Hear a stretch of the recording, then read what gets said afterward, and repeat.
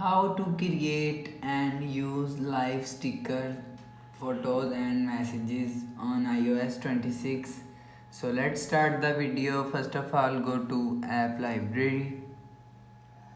Now here click on search app library and search photos app. You will see second is photos app, so click on photos app. Now here click on library and select photo from here.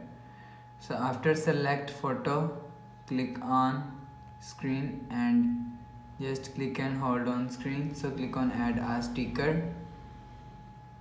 So you will see sticker is add.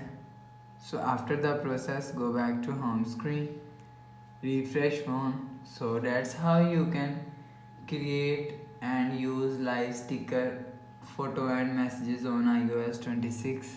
So if you like the video, please subscribe. Thanks for watching.